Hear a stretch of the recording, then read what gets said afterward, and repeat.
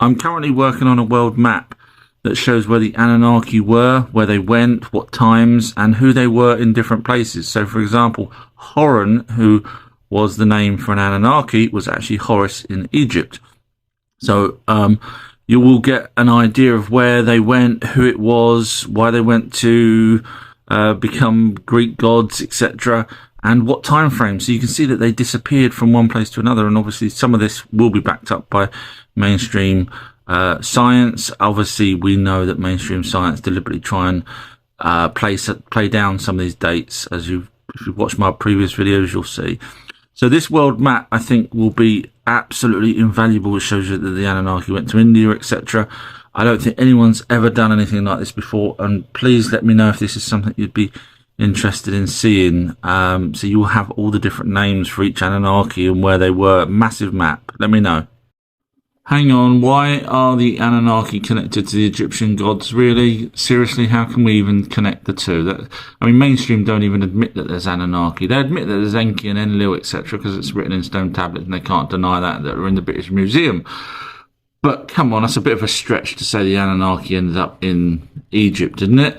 Well, actually, no. So here's some drawing stroke hieroglyphics on the temple wall of Edfu, and it talks about Horus, Osiris, Isis, and Seth, and the battle that they had. Now, if you go over to the British Museum, you'll find that they actually have the tablets that talk about Asar, which was Osiris, Asta, which is Isis, Satu, which is Seth, and Horan, which is Horus, actually saying the same story as the Egyptian story. So we have 100% proof that they are connected.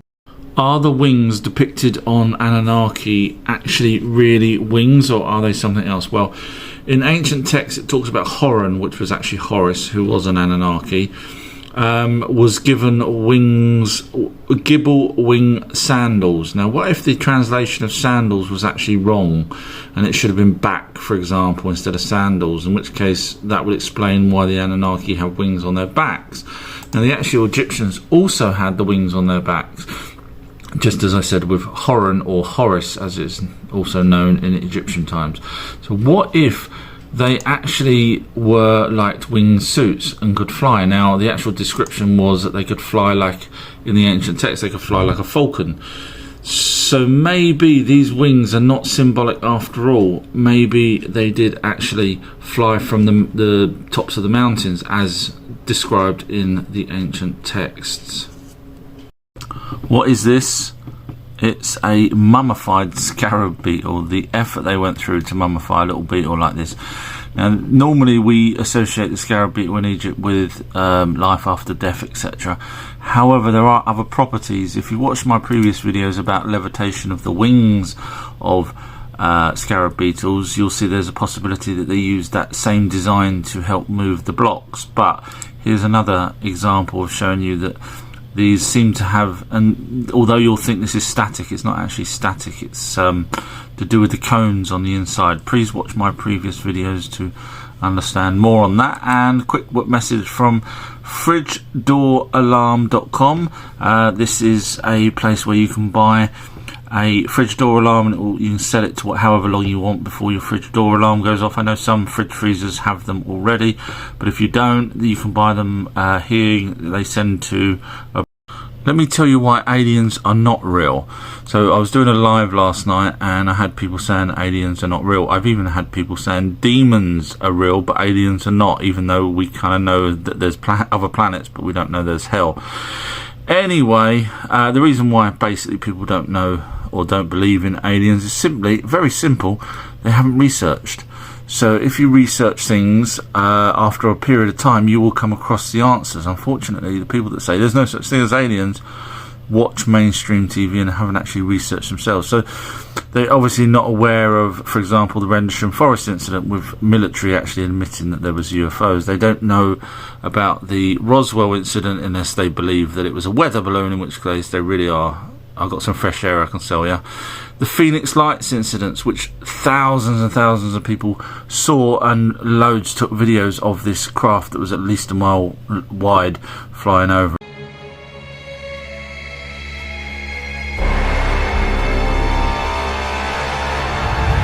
everything is connected.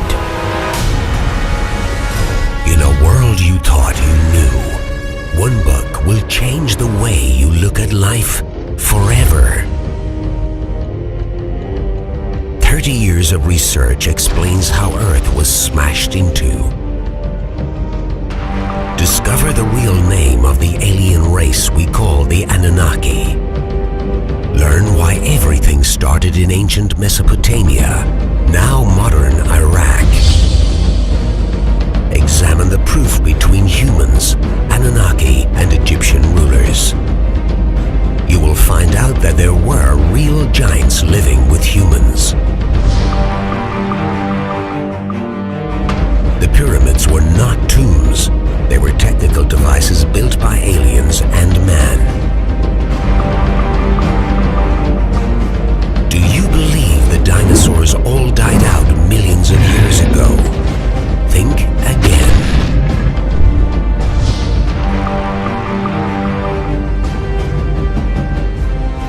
Who really is on the dark side of our moon? Understand who really controls Earth. Crop circles are not just created by man. Look inside the book and discover the mysterious forces at work. Bigfoot is not a myth. They are real and connected to aliens. Everything you need to know and so much more at your fingertips.